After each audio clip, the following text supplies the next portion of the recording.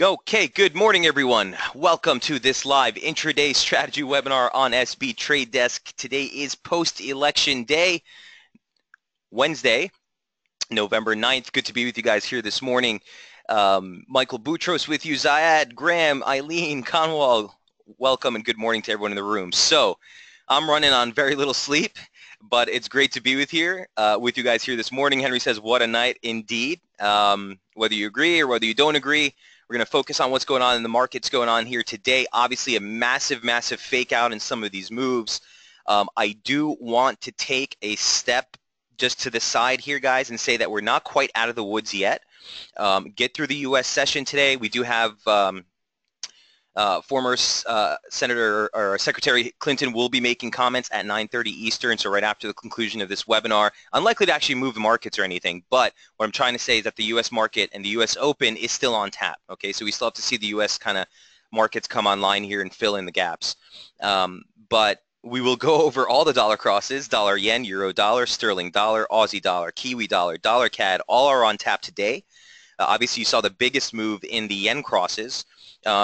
Metals are on the table as well. Gold coming off resistance, silver coming off resistance, crude responding to support on the near-term spike lower. We also want to touch on some of the crosses. Aussie Kiwi, which spiked right back into support and just rebounded right higher. So we'll go over all those pairs. I do want to leave as much time here today as I did yesterday, guys, for questions. So if you have any specific trade setups that you want to review or specific assets or pairs, do feel free to throw those on the message board at any point. New slogan for base of the Statue of Liberty, Eagle Fraternity. What is it? Get out of my way. Graham. Henry says, I'm from Canada. Well, even in Canada, I'm sure you felt it, right? All right, so let's jump right into things, guys. All kidding aside, the dollar saw a massive drop-off. It did hold into support, and we're actually kind of higher here on the day. So if you look at the ICE dollar index here, here's the reaction as Florida came in. Essentially, as the count started to tighten up last night, is really when you'd start to see this thing fall apart. I was tweeting this on SB Squawk. I was trying to give you guys a heads up of what was going on here, but the collapse was pretty sudden. It lasted for quite some time. This is a 2-hour chart. Before starting to rebound here in the wee morning hours after the market sort of digested more of the results here. Excuse me. So for the dollar index and on these pairs, by the way, that see these massive intraday stretches on a day like today, that's not necessarily the pair that you want to choose to intraday trade. Now, some of those massive stretches came into resistance, some came into support, and we'll highlight that today, which give us some opportunity for play. But typically on these spreads, when you see these blowouts, the intraday price on the back of that is not our best scenario to really get too involved in intraday positioning. So that being said, daily chart is really what we're going to want to focus on for today on most of these trades. Obviously, an emotional and real sudden breakdown, you get these throwovers and breakthroughs of support. I still want to highlight 96.37. You got the 100-day moving average, which is in there, the basic 38.2 retracement of the advance off the yearly low. You have former slope resistance, now support, still there. So while we probed below there in overnight trade, it's still a level I want to keep as sort of key near-term support for the dollar. Nothing's changed as far as resistance. Monthly open still converges right on basic trendline resistance at 98.40. So the levels, oddly enough, despite all of this hoopla, didn't really change. Okay, we're still right on tap. Same key levels we're looking at. Support near term 97.24, 97.26. Former high day close, that key 618 retracement of the December decline. Levels remain broadly unchanged. So again, can't really trade this in the U.S. if you're trading stateside, but a good thing to keep an eye on as the dollar, despite those losses you saw overnight, really recouping most of those. Again, relative performance heading to the U.S. session, here's what it looks like just for your view. Obviously, the yen is the outperformer, up 1.34%, but the dollar is stronger against all its other major counterparts. Aussie is lower considerably. CAD is lower considerably. Kiwi is lower, down 1.15%. Biggest loser on this session, ahead of the RBNZ interest rate decision later tonight. So we'll go over that as well. If we take a quick segue to the Dow Jones FXCM dollar index to see what price action did there, similar scenario. Gapped just above or into, I think we highlighted this range back on Thursday of last week, real critical range between the 100 and 200-day moving average. A little bit bigger of a range than I would want to see. You capped out right at the very top of that range, but you have former or basic channel slope support. You have the 100-day moving average. You have former trendline resistance, or this is the median line, excuse me, also converging here. You kind of gapped right into it, or ran right into it and rebounded higher. Yearly open, still near-term resistance at 12,131. Bullish or bearish invalidation, unchanged. Monthly open, converges on slope, and that's at 12,185. So key levels as far as the dollar indices are concerned, no change. No change at all. You saw a whipsaw action right into support and a snapback. Still see the likelihood for further dollar decay here as you open up the U.S. trade session. But keep in mind that that drop-off in both indices came right into support and showed us a really nice reaction. And it's important to note also, guys, despite all the, the tabloids and all the headlines are going to go crazy with this today, but despite all that, the larger implications really don't change necessarily for markets because of this. This is, I think, much more just a knee-jerk reaction. So something to keep in mind. All right, let's jump into the juicy pairs and the dollar crosses, and where really what the plays were throughout the course of the night. All the setups essentially that we highlighted earlier in the week are still in play. So the dollar yen, basically, I want to start off with that just because, again, that's what you saw the biggest move in. First one was DXY. Number 2 was US dollar. Number 3 is going to be dollar yen. So here's what dollar yen looked like earlier in the week. Okay, we were working with this near-term descending median line formation. Remember on this, I was very frustrated yesterday because I actually got stopped out twice on the rally higher. Once at break even, the other one we took a 20 pip stop. Net on the week, we're down here on the dollar yen as far as the scalp is concerned. Intraday or swing trades rather, you guys really nice hold in dollar yen as far as the overnight rally held. So nice call there on that rally, capping out just ahead of the May low, which again kind of capped out the advance earlier last month. 105.55. Stop was just above that. There's the reversal to the downside. Again, I still think the risk remains to the downside for dollar yen. A couple of different reasons from a technical standpoint. Just looking at it, momentum. Okay, really nice hold and tag at 60. It's exactly what you want to see if we're still on the way for a larger correction to the downside. Also, if we look at the intraday chart, while we did break the lower parallels, okay, there's that formation that we were looking at just a moment ago on the intraday chart from Sunday night. Okay, look where we capped out the advance, right at the upper parallel. Okay, former 50 line, or the 25% line rather. Nice hold, break to the downside. Look where resistance is catching right now. Weekly open, former support, now resistance, former swing highs. I think you finally see a little bit more of a hold and a rigid push to the downside off this mark in dollar yen. So if we do travel a little higher into the U.S. trade session, if you're not already short, I'll be stalking short entries here to try to get in on a downside move. I would not want to get aggressive, but it kind of feels like the right move to be making here on dollar yen on the back of such a spillover and the recovery finding resistance where it's finding now. So stalking short entries basically while below 104.40. That swing low, former 618. Let's clean up these levels a little bit, actually. I still do want to highlight this here. This zone here is a zone of interest. But at this point,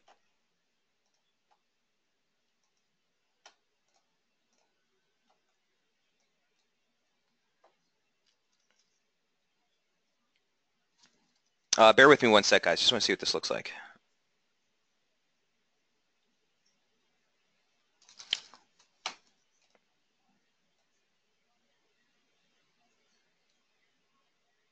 Okay.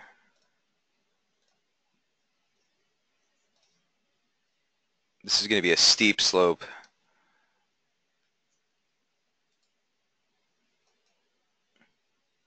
But it did offer something here, I think. Okay, so where's the 50 line come in here? It might be a nice tag. Ooh-wee, right in that same area. All right.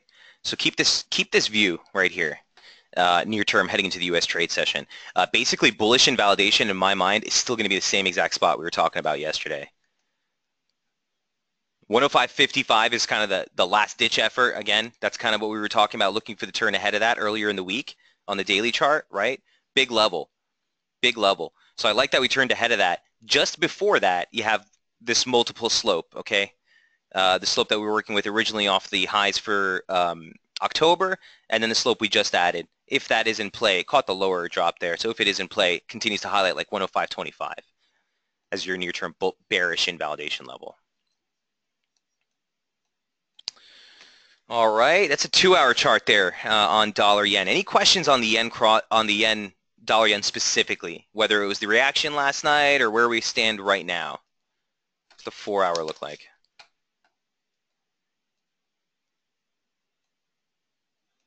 And this chart is a little messy here, guys, but just keep those highlighted levels in view.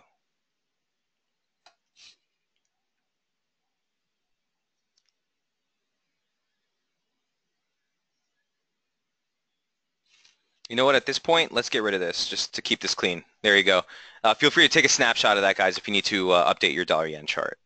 Those are sort of the levels I'd be working with right now.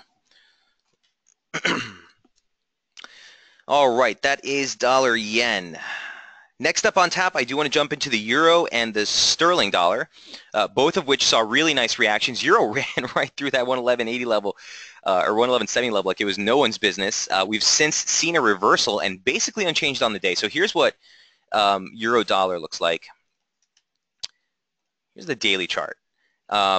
That's not the biggest fake out ever. I don't know what is. If you guys recall, we were talking all week long about 111.70, big region. You had a 618 retracement there from the decline off the highs that you made back in August. You had the 200-day moving average, slope resistant, real heavy stuff there.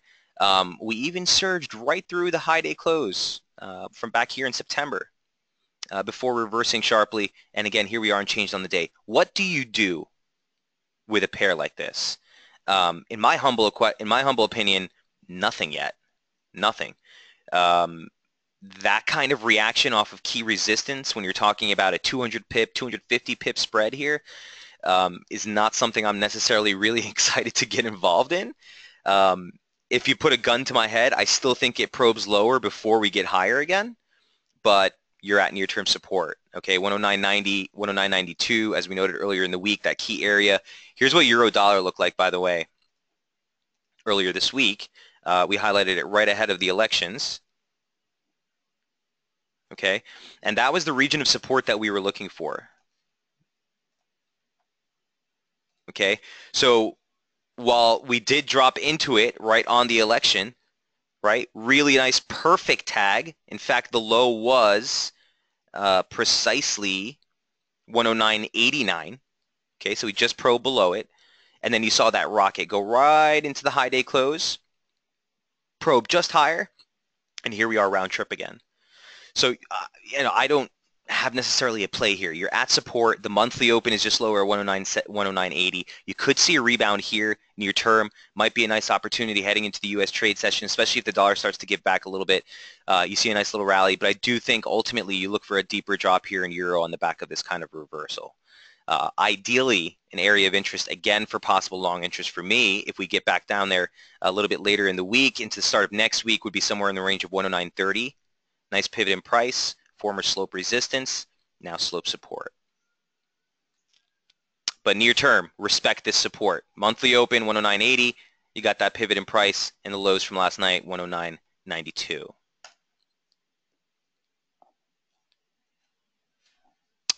Here's what the 2-hour looks like.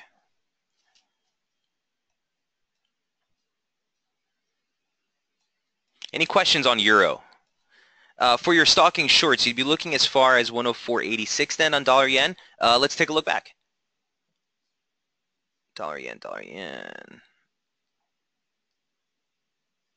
So 104.86 is sort of where I'd want to probably start to put my stops. If I get an entry here, Eileen, if I can stretch it out, again, the ATR has blown out. So a quarter of the daily ATR, by the way, guys, is not going to be your best gauge of trades on a day like today because you just saw ATRs blow out. And when I say ATR, by the way, for anyone who's new, the average true range typically when we're looking to take intraday positions, I'll look for about a quarter of what the daily range is giving me. So on a day where you get, market blowout like this, that gauge is not going to be a true measure of what market volatility is, right, Eileen? But for me, that's sort of max. If we clear 104.86, I don't even want to, mess with it. Bullish invalidate or bearish invalidation. If we clear that median line, you're basically looking for a probe back higher into 105.55 into the upper parallel. So I'd be interested in looking for possible short exposure into this region. Both of these levels, really. Ideally, more so if we get here and get a decent short trigger, I'd be interested in possibly taking another pull on that one. Make sense?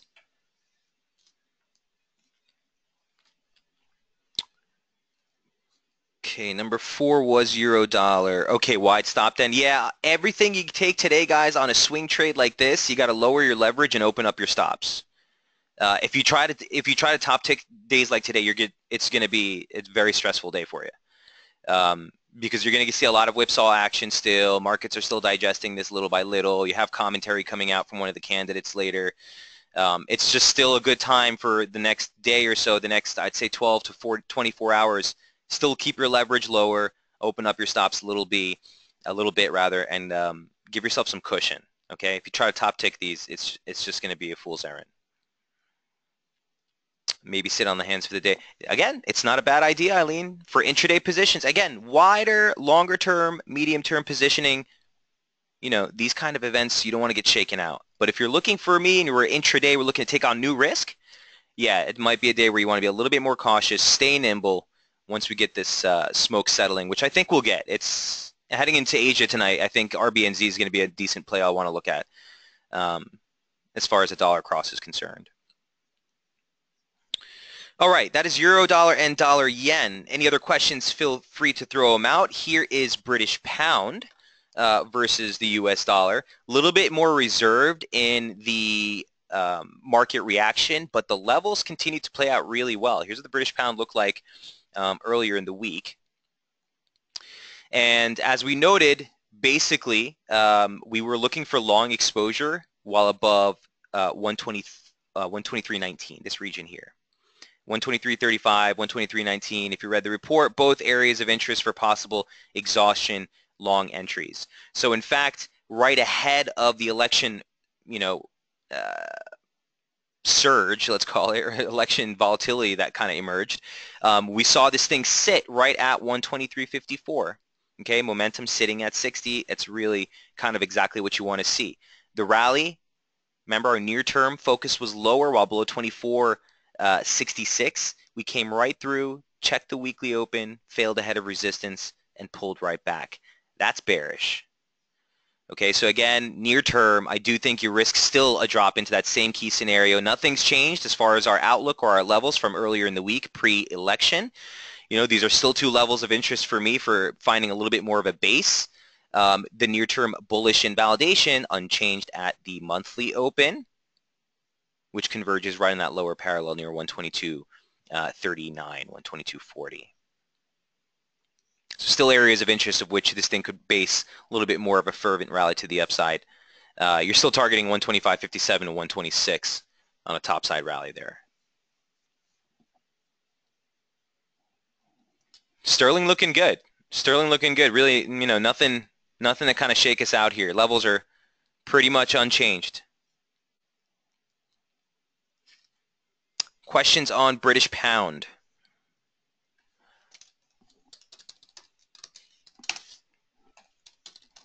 Do keep in mind that heading into the remainder of the week, you don't have anything from sterling. Next major sterling print of consequence will be on the 15th. That'll be next week on Tuesday. You do get the CPI release for October. So look for dollar price action to stay driving here. Michael, if possible, archive this video ASAP as I cannot get through it. Also, the levels and buys for crude and silver. Thank you. Conwall, I got you. No worries. I'll have it up as soon as possible, sir, if you have to run. Did you say it's bearish? Horace, on which pair now? Are you asking? Is that on the sterling? Yes. So sterling, I still think it can move lower from here. Horace, is my opinion. but I think the broader structure still remains constructive. Okay, the immediate reaction that we got off that level is bearish, right? You came right into the weekly open and got slammed back to the weekly low. So yeah, you could see a bounce off this region, but I think the risk still remains for a dribble lower. You basically want to see this thing make a new low before I think you'd be more primed for a little bit more of a rally there. Hold on one sec. Let me see where the 100 comes in. Yeah, wow. That's interesting. There's your 100%. Oh, I don't need that. So 2 equal legs off the low would actually take you right back into this region. Same exact level we just talked about. 123.20, 123.38 stretch it into. I still think you can make another low here. Bullish invalidation is down here at the monthly open. Okay, Horace? So if it breaks below 22.46, that's when I would get bearish on the broader structure. But until we do, as long as we're sitting in this thing, in this ascending median line formation, you want to stay constructive, broadly speaking. Does that make sense, Horace?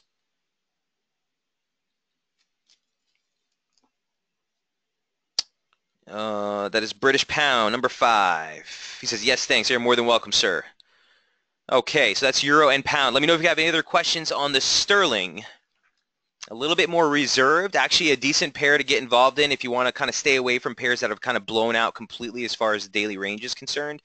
The sterling on the daily really doesn't cause any concern for me. If you look at this objectively, again, a very crude chart, very basic, just using some basic slopes here. You can see that, again, that trendline resistance basically off the highs from August, or September, that is, basically continues to govern the advance. So you're at risk for a little bit more of a pullback, but we're broadly looking for a rally and a break higher here in sterling. All right, that's number 5. Let's jump into Aussie dollar. We're making good time. Number 6. Here's Aussie dollar in the daily chart. It looked pretty wicked. I'm not going to lie to you. Into the close of U.S. trade yesterday, this thing was probing through 77.56, which, as you all know, was our bearish invalidation level. The risk, as I highlighted last week, as I highlighted earlier this week, the risk was to the downside while below that 77.56 key threshold. Forget the 88.6 retracement. It's also the highs here that you made back from August. Again, the 88.6, obviously. The high day close for the year comes in just ahead at 77.35. You had basic trendline resistance, a whole lot of stuff. Even on the near term, you basically had some basic slope that came into that region as well, right? So heading into the U.S. trade session, or heading to the close ahead of elections, you actually saw this close just higher. The close was at 77.61, just above it. And this is not something I really wanted to even pay attention to yesterday, because as we closed above there, what are you going to do? Are you going to buy a breakout of a multi-month trendline resistance at the highs? Like, you can't really justify it. And with the same respect, the reversal started to happen pretty quick, and there was other opportunities in other pairs. Specifically, I think I liked Kiwi better on the drawdown here, just because it's a little neater on where it turned. But the similar scenario exists. So long story short, the reversal came into the monthly open, 100-day moving average, slope support. Look where this thing bottomed out. And then we came right back in. So where do you go from here? Here's what, well, let me take one step back. Not really getting divergence in the momentum on the daily chart, because you did make a new high with that new reference point, but again, turning sharply at 60. So you're seeing a little bit failure in momentum. Here's what it looks like on the intraday. The thing that kind of, still has me impressed with this thing is it continues to respect slope support so well despite all the volatility. So there's the break. An objective move below the weekly opening range would typically turn you bearish, but the monthly open held like a charm, and here's the rebound. So what I'm trying to say is, guys, for Aussie dollar, I'm taking a more neutral stance right now. I do think it can move lower. Ultimately, I want to be long. But as it stands from here, you still see the possibility or the scenario for another pullback. Now, we're going to go over Kiwi Dollar in just a moment, which I think is a little bit cleaner. And even more so, Aussie Kiwi, which came off of a key support, also suggests that whether it be Kiwi losses outpacing Aussie or Aussie actually mounting a more concrete, rebound, does suggest that the Aussie's kind of poised for a little bit more of a pop. So That being said, I don't want to change or alter any of the levels that we highlighted earlier in the week. Again, here's what Aussie price action looked like. Okay, it's basically the same levels that are in play. There's that 618 in the monthly open that held as key support. Okay, so you know you kind of just want to be cautious of that. You kind of just want to be cautious of that. As long as we're above 76, the monthly open, play the range if you'd like. I don't want to take anything on the long side or target anything above 77.25, those initial swing highs. On the short side, if you do take any swings to the downside, I don't want to target anything below basically this median line here. So let's just call that like 76.25. So play the range if you'd like. I think it makes a new low before you rally higher. Ultimately, I do want to be long Aussie. Areas of interest of which I'd start to look for more concrete, like interesting support, basically down here later into the month. You got a longer dated key 618 retracement, which we got to adjust.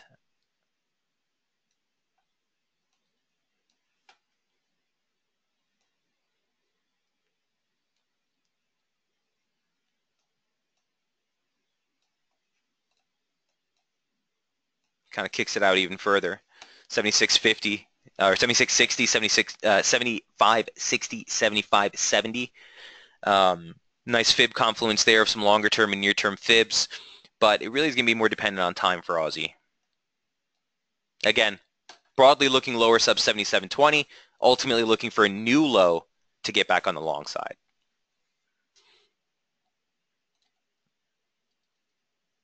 And let me just scope this out real quick, guys. Bear with me one moment.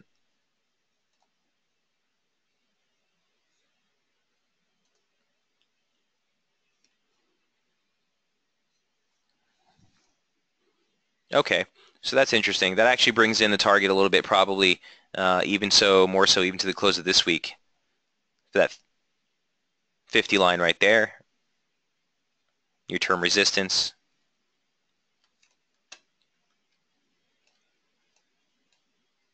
Right here.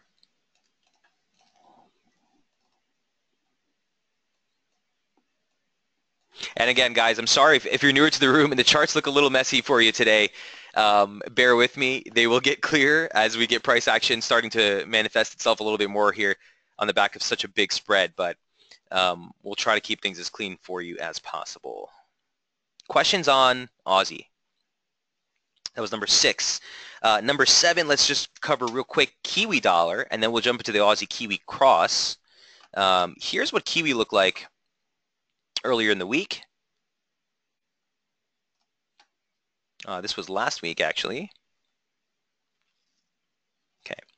Here's New Zealand dollar right into NFPs.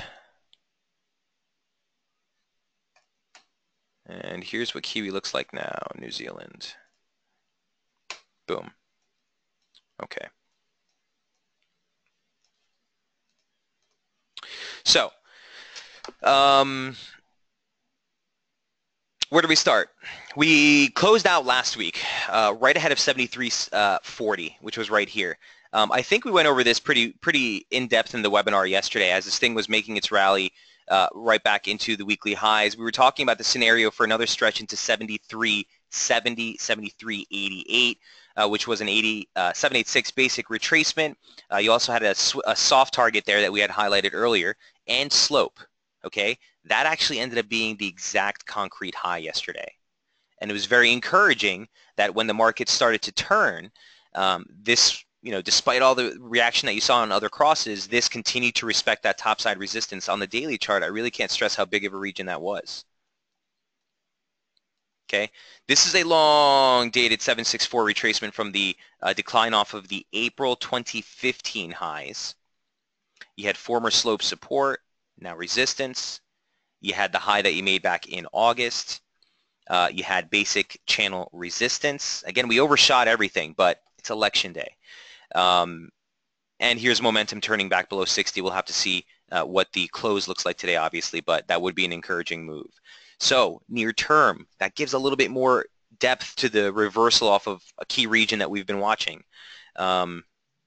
On the near-term chart, the 786 retracement of just the decline off the highs that you made from September was there.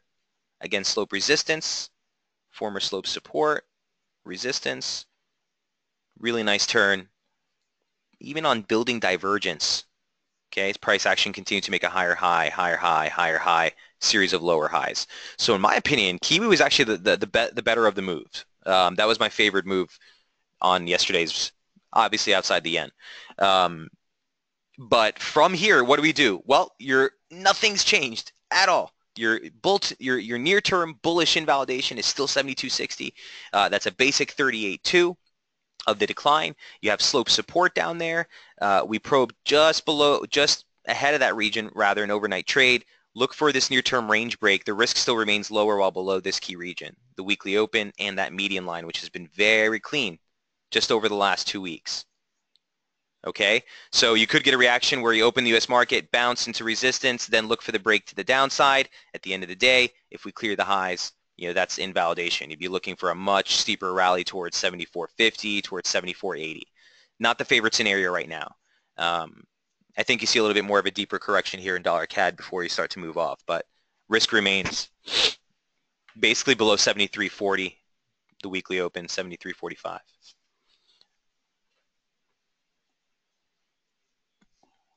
Questions. This is one of those pairs that I highlighted last night on Twitter.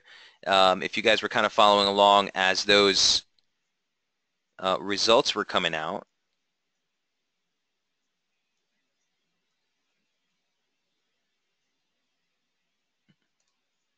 Here's what it looked like last night as we came into that region. I know the resistance is holding 73.80, 73.89 for now. The downside has taken out this, just turned ahead of this, and this still remains your near-term bullish invalidation. So the broader picture still remains constructive. We kind of need to break that. Look for a rally near term to get back on the short side, sub 73.50. Questions on Kiwi?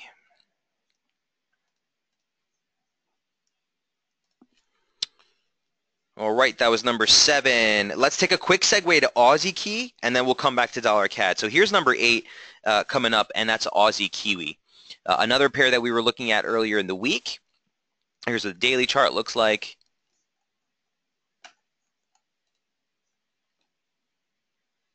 Here's what Aussie Kiwi looked like back earlier this week. So what we were basically highlighting in Aussie Key, and I'll bring you to the daily chart first, was this critical region of support. Okay, and what did we say yesterday in the webinar? Look, if 104 gives out, 104.30 gives out, 104 specifically, sayonara. This thing is probably just going to drop into oblivion. The first target's not until 103.12.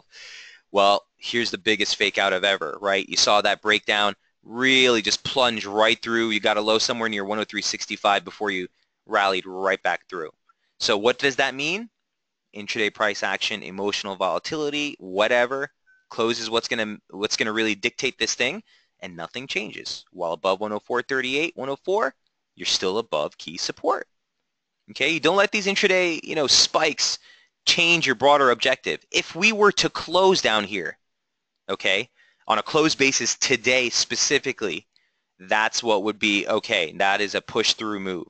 But on a reaction of this, where you're at now already almost 200 pips off the low, that's not something that you want to start to, favor the move, as it were.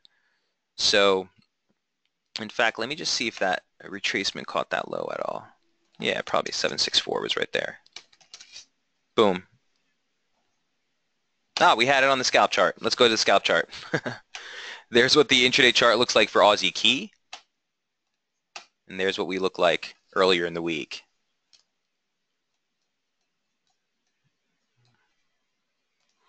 All right, so basically we're talking about this being that key near-term support. Next downside target 103.61. Look at that.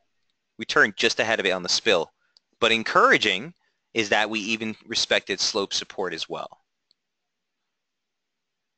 So I'm still inclined to look for a pullback into 104.38 again to get long. That's sort of where my mindset is right now. Still looking for a possible pull into here and then see if we can mount another reversal. At this point, you want to lower your near-term bearish invalidation level for this slope down to 105.68. So if we pull back into here, targets would be back at 103, 105.30, 105.68. And then if we break that, you'd look for a continuation higher. Drop this, you'd be looking for 106, and then the yearly open, obviously. But above 104, 104.38, risk still remains for a rebound higher in Aussie Key.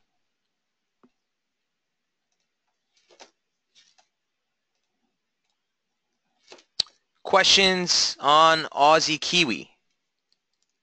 That's number 8, coming off support.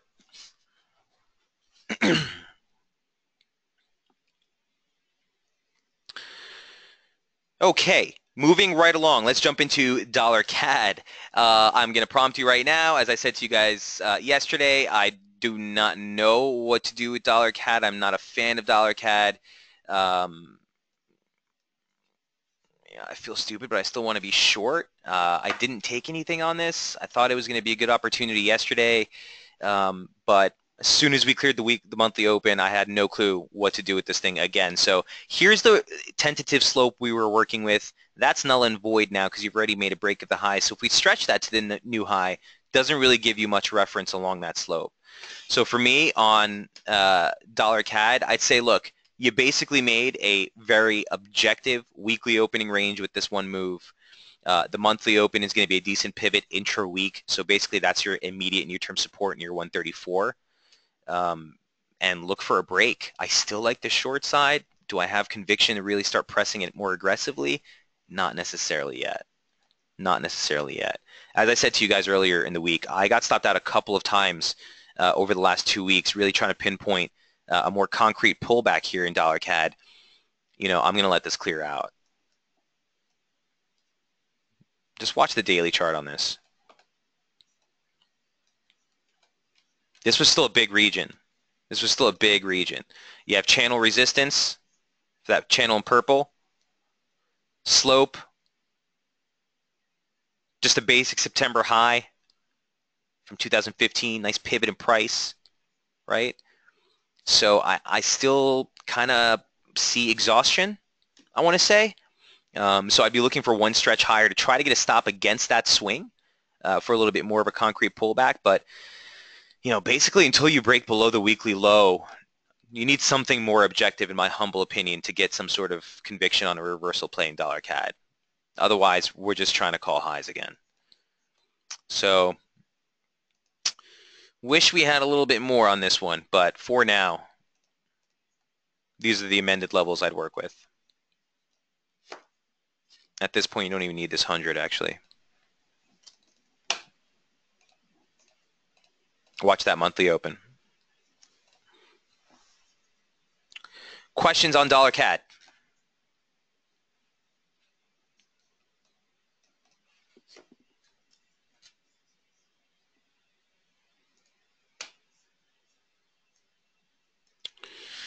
All right, that is number 8. We are making great time. Gold, crude, and silver. Here's for you, Conwall. Let's go over the com block real quick.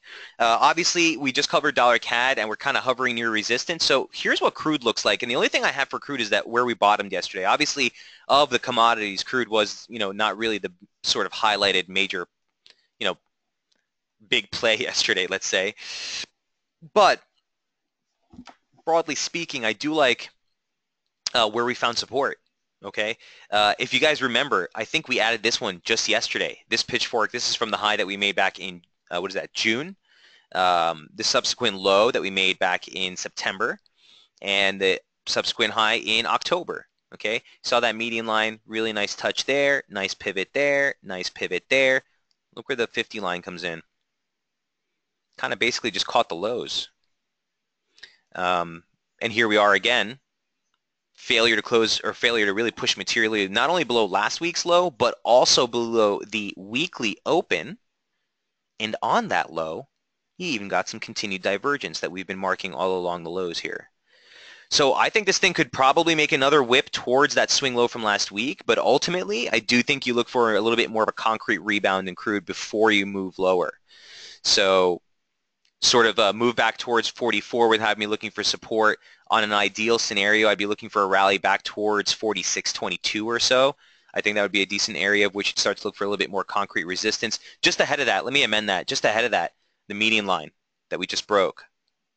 Let me make this a little bit thicker if I can.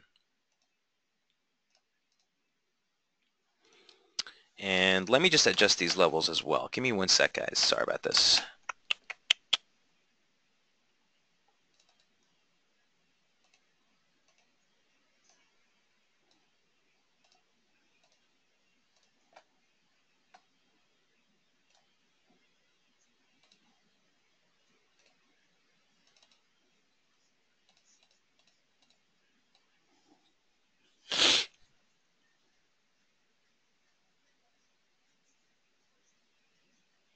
Interesting.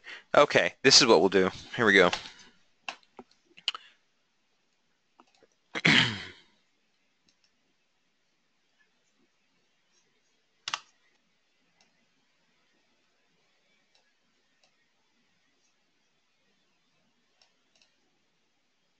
nuzzles this up a little bit, brings it closer in time. That's right around 46.22, 46.44.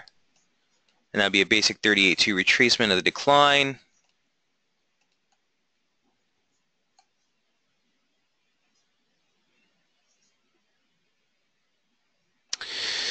Yeah, broadly looking lower in crude. I think you could get another bounce off 44 if we get that pullback. I'd be looking for a stretch higher near 46.44, 46.22 I think would be an area of interest. Oh, and the monthly open comes in just higher. Wow.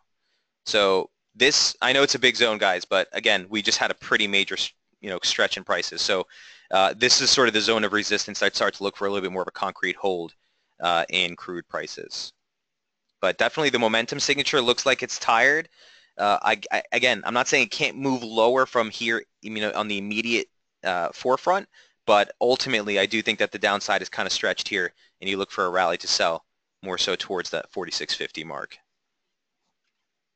Questions on crude?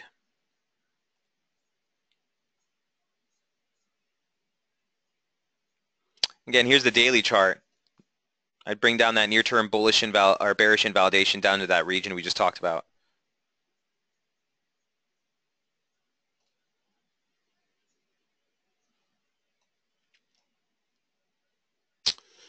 All right, and that is crude. Going once, going twice. That is number 9. Excuse me, that's 8, 10. Number 10. Let's go over gold prices real quick. Gold, obviously, saw a massive surge right into not only, key levels of horizontal resistance that we were talking about, but structural resistance. And that's why for gold, I want to caution everyone who's, kind of jumping on the bandwagon as, oh, all this uncertainty with a new Trump victory really should fuel gold prices. And you're absolutely right. From the fundamental standpoint, if we read these reports, sure, yeah, there's a fundamental argument to be made for that. Markets have turned over abruptly. You saw a massive drop-off in some of the stock indices. Yeah, gold should catch a bid, but I just want to caution. Resistance is resistance. I don't care what the story, what the headline is. All I got to say is, as you approach resistance, you got to curb that appetite. If it breaks, more power to you. That resistance level was tagged yesterday, and that's right up here. Big, big, big level. Okay? I'm going to bring your attention to, well, let me do this.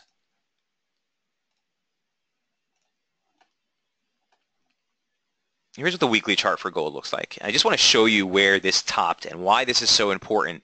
And before everyone gets all gold fever, 1500, first of all, I do think gold's going to move higher, but from here, as a near-term trader, as a technical technician, you need to be mindful. Look where it capped out.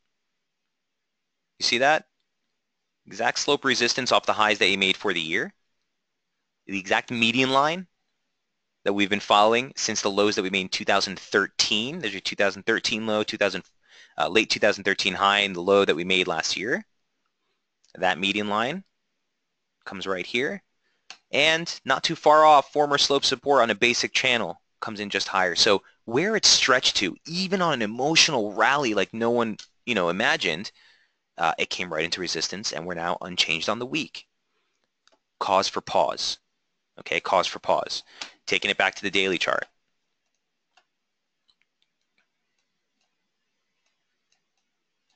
On a structural basis, just basic median line formation that we've been following for some time. Basic trendline resistance. Right into it. Again, that longer term slope that we were talking about, the actual base median line off the 2013 low. Caught the high. Here's the pullback. On a closed basis today, it's going to be important, especially if we close below 1315, the 100-day moving average, slope support or channel resistance. You also have this right here. Okay. This doesn't have the upper and lower parallels on it, but the 50 lines you can see really clean, and that comes right there as well. So even despite the stretch overnight, guys, look for near-term resistance near 1315. Today's highs, near-term bearish invalidation level. That's what you need to beat. That's how on point this rally was last night and where it failed. All right, so the one thing about gold, and I even highlighted this even on Daily FX yesterday, is the point of which it based this rally off of was textbook. That's a textbook support hold. You had a 50% retracement. You had a longer dated 236, basic slope support. We talked about the monthly opening range low being in there. Boom. Okay, that's exactly where you wanted to find some support. You came into resistance and probed. You have the possibility for a much more mean back reversion type of pullback. 1283, I'd start to look for some initial support. If you look to the left there, that's the March highs of this year, and also the highs that we made late last month. It'll be an area of interest for some support. But I just don't want to get too excited getting on the long side just yet here for crude, or for gold rather, just because of where we topped. So you might see a couple of days of capitulation, a couple of days of sideways action here. Basically, you want to stay constructive still above 1274. Any questions on gold? Again, Conwall, for the near-term picture in gold on price action, you got to be really mindful with all of these com trades at this point because of the stretch that we saw. So I'll just give you a quick reference of what I would be looking at.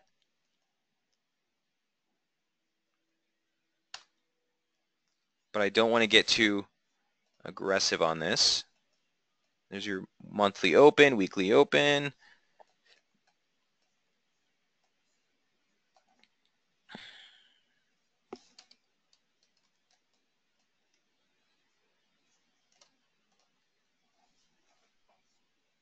Look for some near-term support right here, actually. Yeah, you can see another push higher. An intraday trade. I think the risk still remains for a pull lower before you start to mount a little bit more of an aggressive rally.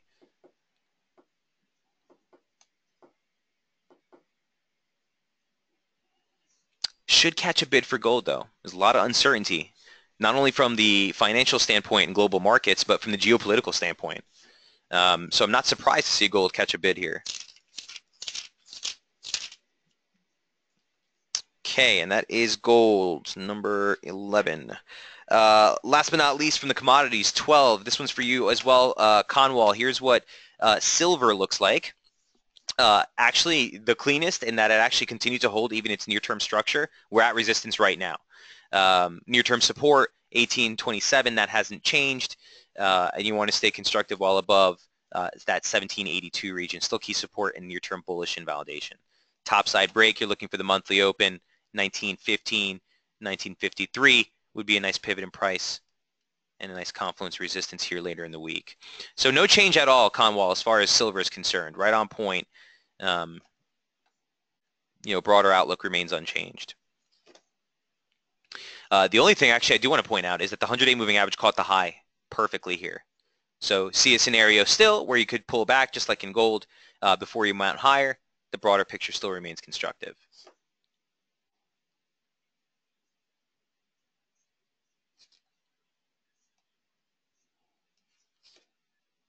Watch today's close, by the way.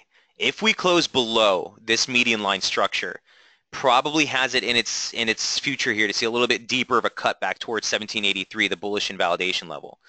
But that being said, all things held constant, I think you want to buy a pullback here in silver while above 1827. Questions on silver, gold, or crude?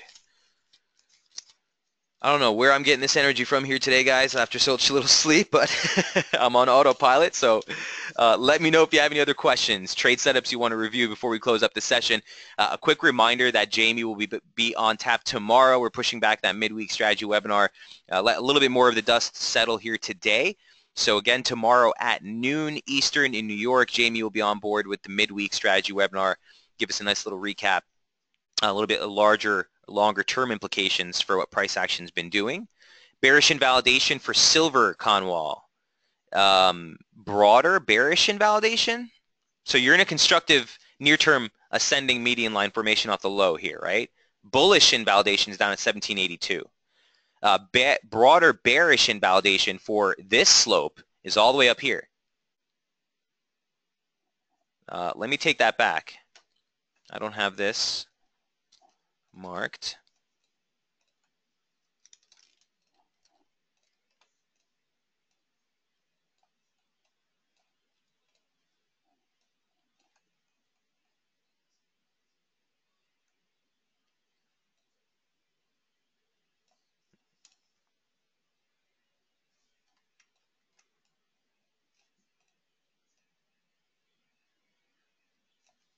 That's better.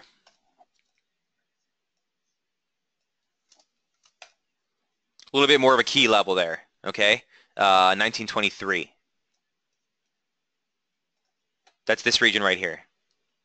So basically those swing lows, that's the monthly open from last month, would be 1915. And then you have both of those slopes off the high, which line up pretty nice. You can scratch that at this point. Does that make sense? Oh, he says, I cannot see it. Please speak the level. Oh, Conwell, you're listening aboard. Okay, so 1923. I would say open up that region from the monthly open, 1915 to 1923 is what I would have as near-term resistance and broader bearish invalidation. If you see that break, likely to see this thing really rip higher. But I'd be very mindful heading into that region. Let me take a quick retracement here, Conwall, just to see if there's anything. The 50% comes in right there as well, 1912. Perfect region.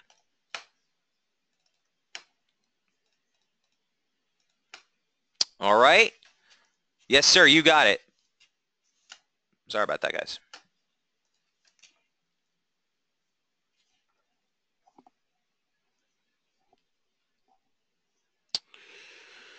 Okay, and I think that's all we have here. Just to touch base on some other trades that we've been tracking this week that saw some crazy volatility. Obviously, Euro CAD. If you guys remember this trade, we were talking about this coming into key support earlier in the week. We probed below that. This rally went right into a 1618. I didn't even think we were going to get quite up there before it moved lower. One of the biggest, hugest stretches that we've seen on the crosses was this Euro CAD move here. So again, you know, I don't know what to do with that. If anything, if it moves back into 49.20, I'd actually be looking to fade that move again. And that would certainly be further propelled if we did see dollar CAD turn over with a little bit more of a concrete rally in crude, a little bit more of a rally in CAD. I think that would be a nice play here if this thing moves back towards 49.18 for an opportunity to try to fade it again. But certainly the risk remains, you know, well below this key resistance threshold. I don't care what intraday price action says, or what it did rather on that spike. That's still pretty big from a structural standpoint, and the slope has been very fruitful. So certainly something to look at as far as Euro CAD is concerned. And dollar peso, someone was asking about that earlier. Horace, was that you, right? Whew. Well, I mean, that's a breakout. I guess we don't need this thing anymore. I don't trade dollar peso. I don't intraday trade dollar peso. So, you know, I'll leave this one to Jamie. I know he loves to follow this trade very closely.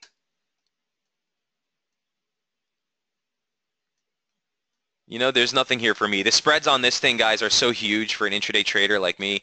You're kind of just asking. You're playing with fire on this. So, big move, though, for sure.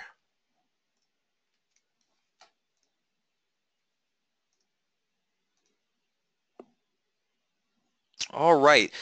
So guys, that's everything I have on my end. If there are any other questions, feel free to throw them out. If not, we'll go ahead and wrap things up right here. Again, we'll be back on board tomorrow morning to wrap up the week, 8:30 Eastern, for another intraday strategy webinar. Reminder that Jamie will be back on tap also tomorrow at noon shortly after. Keep your eyes on the economic docket, or not the docket, but pretty much at 9:30 we get those comments from Clinton. Don't expect that it'll mark any market movements per se, but it's coming right in along the open. So just watch out, guys. We're not out of the woods just yet. Best of luck trading, and I'll see you guys all tomorrow morning. Cheers.